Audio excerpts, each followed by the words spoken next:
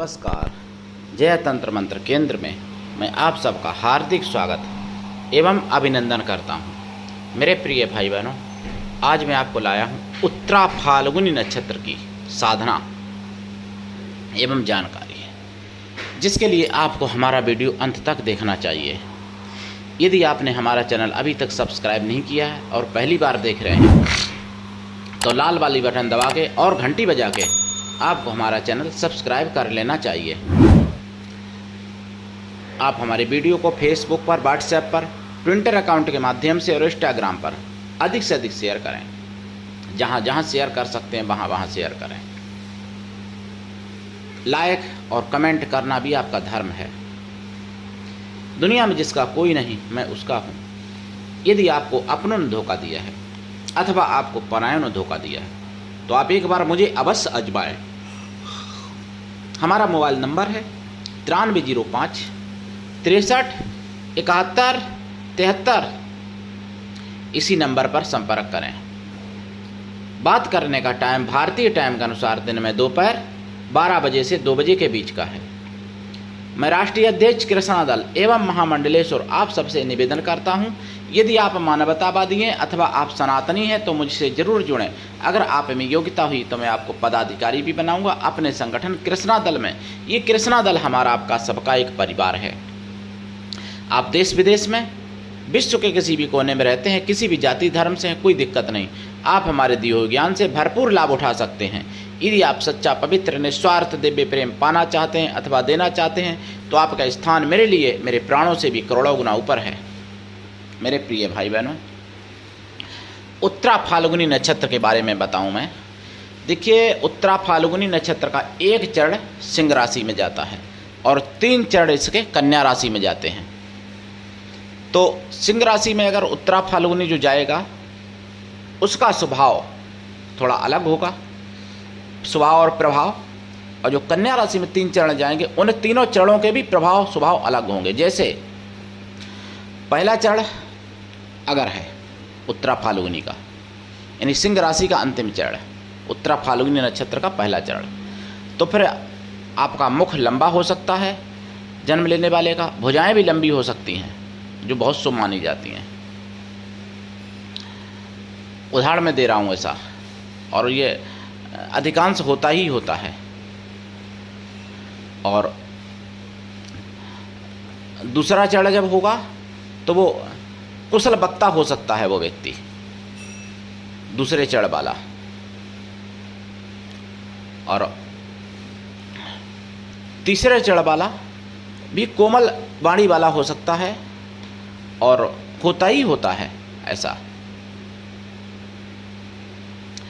अगर इनकी शत्रु योनि की बात करें तो विशाखा नक्षत्र के जन्मे व्यक्ति और चित्रा नक्षत्र के जन्मे व्यक्ति ऐसे जो हों उनसे विवाह आदि संबंध ना करें जिनका जन्म उत्तरा फाल्गुनी नक्षत्र में हुआ हो।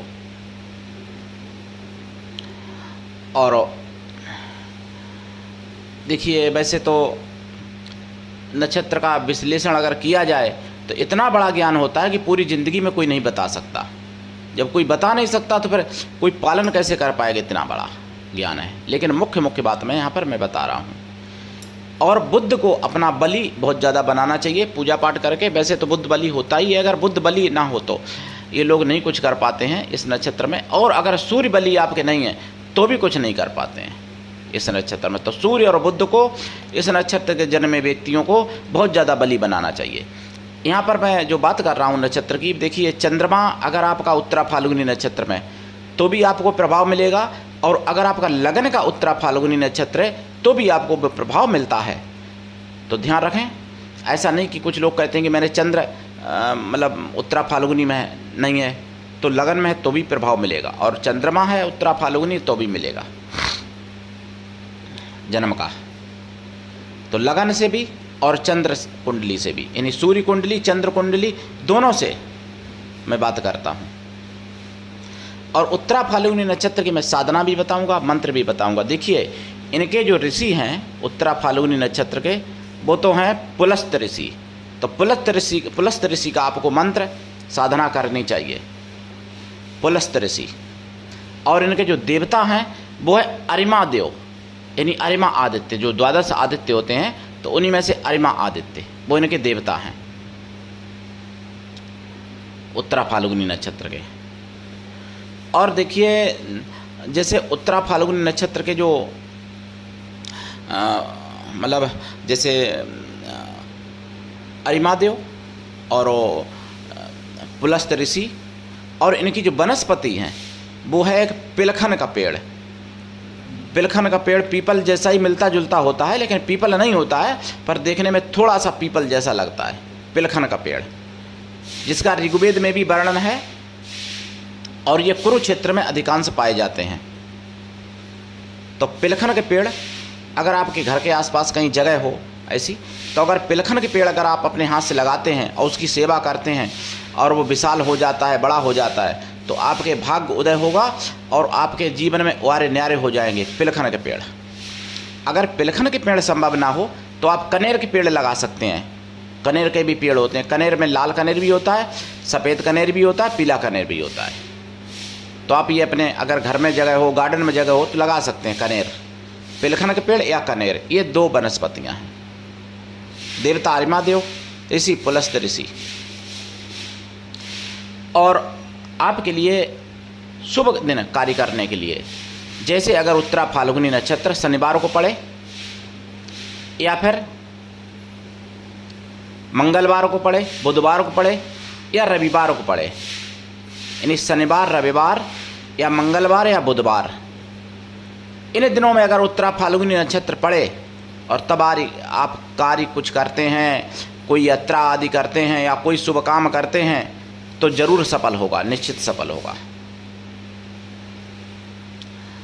उत्तरा फाल्गुनी नक्षत्र वाले जो लोग हैं उनको माणिक और पन्ना दोनों एक साथ जागृत करवा के, और दोनों एक साथ जब उत्तरा फाल्गुनी नक्षत्र बुधवार को पड़े तब उनको जड़वा लेना चाहिए, तांबे की अंगूठी में या चांदी के में या सोने में, और अनामिका उंगली में पहनना चाहिए, दोनों एक साथ। इससे क्या होगा, इससे आपके हाथ में बुधा आदित्य योग का निर्माण होगा और राजयोग तक आपको ले जाएगा। कुछ तो राजयोग कुंडली में होते हैं पहले से ही, और हमारे सनातन धर्म में ऐसी भी तकनीकियां हैं कि राजयोग बनाया भी जाता है। अगर आप मेरे हिसाब से कोई कार्य करें तो राजयोग महाराजयोग बन भी सकता है। मतलब मेरा कोई काल्पनिक मेरा हिसाब नहीं है, वो ज्योतिष का हिसाब है, वो वेदों का हिसाब है, वो पुराणों का हिसाब है। वैदिक शब्द सुनने से भी कल्याण होता है, वैदिक पौराणिक शब्द जो हैं सुनने से भी कल्याण होता है और पढ़ने से भी कल्याण होता है। वैदिक शब्दों का बहुत बड़ा अर्थ है।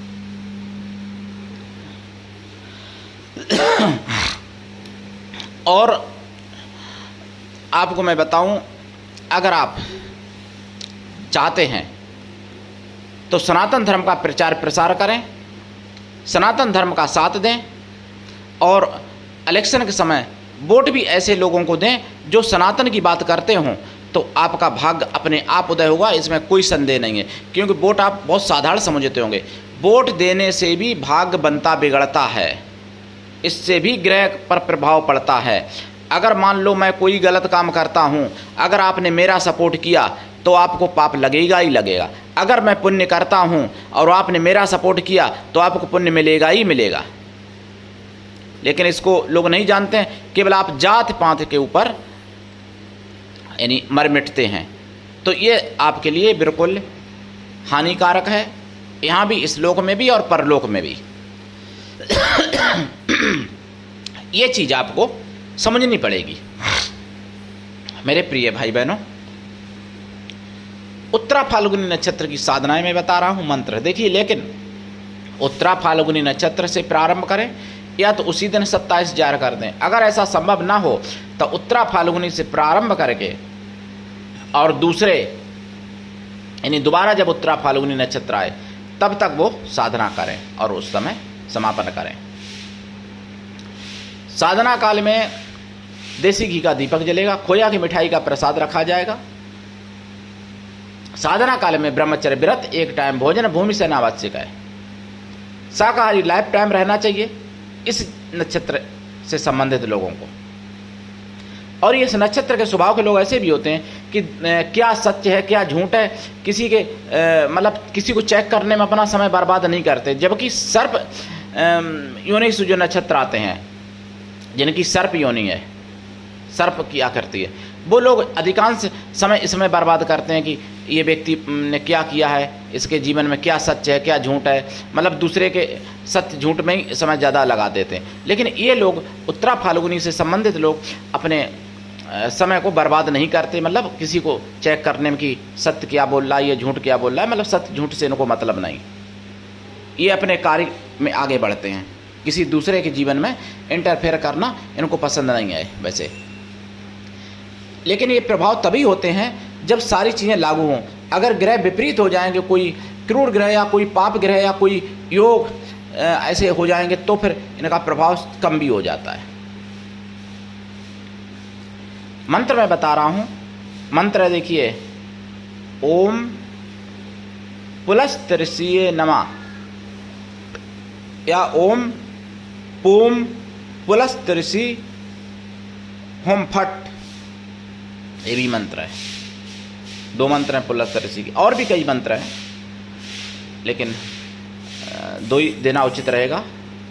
और इनके जो आरिमा देव हैं तो ओम आरिमा ओम, यानी ओम आरिमा ओम ये मंत्र भी है। और ओम आरिमा आदित्याय नमः ये भी मंत्र है। ये 2 मंत्र हैं इनके। और भी मंत्र हैं आरिमा देव के वैदिक पौराणिक, तो आप कोई भी मंत्र की दीक्षा लेके जाप कर सकते हैं।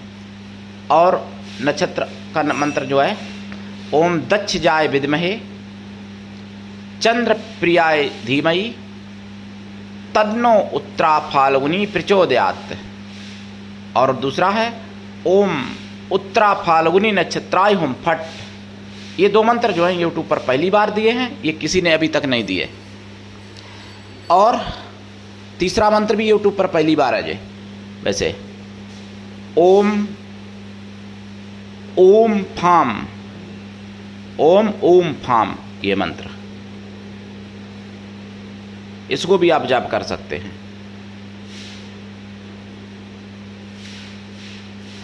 तो ये मंत्र ओम ओम फाम तो खैर 27,000 एक दिन में ही कर सकते हैं अगर आप करना चाहें। नक्षत्र का अगर जाप करेंगे, देखिए तो दशांश नक्षत्र का ऋषि का या देव का आरिमा देव का, तो देखिए दशांश हवन, हवन का दशांश तर्पण, तर्पण का दशांश मार्जन है, मार्जन का दशांश अगर आपने आरिमा देव का या पुलस्त्य ऋषि का किया है तो आप ब्राह्मणों को भोजन कराएंगे। और अगर आपने नक्षत्र का जाप किया है तो आप ब्राह्मण पतिव्रता पवित्र स्वागल स्त्रियों को भोजन कराएंगे, या फिर ब्राह्मण पवित्र कन्याओं को भोजन कराएंगे। कन्या या स्त्रियां भोजन कराने के लिए किसी भी जाति वर्ग की हो सकती हैं, लेकिन वो मन से तन से पवित्र हों और शुद्ध शाकाहारी हों। अगर आपको सच्ची खबरें देखनी हैं तो आपको सुदर्शन चैनल जरूर देखना चाहिए। शाम को 8 बजे से 9 बजे तक का बिंदास बोल और 9 से 9:30 का जनमत आपको जरूर देखना चाहिए। आपको समझ में आ जाएगा हिंदुत्व और सनातन के साथ क्या क्या छल हो रहा है।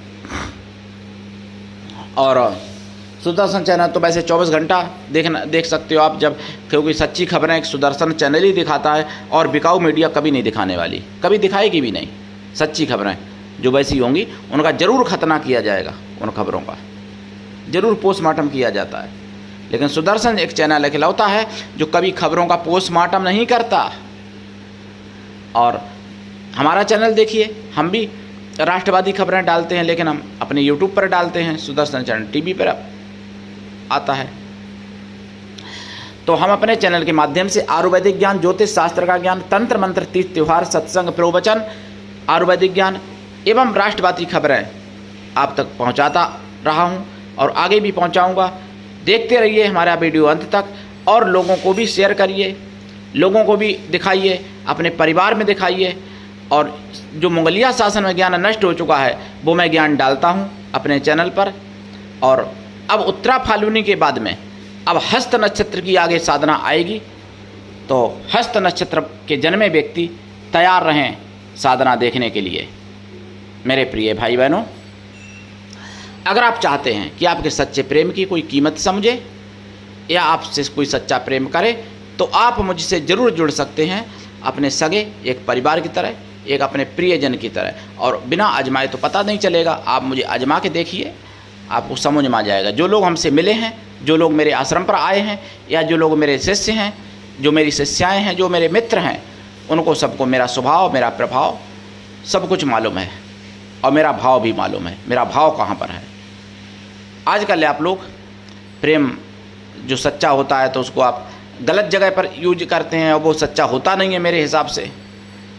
और जो सच्चा प्रेम होता है उसमें कोई किसी भी प्रकार का ना तो स्वार्थ होता है, ना कोई योग्यता होती है।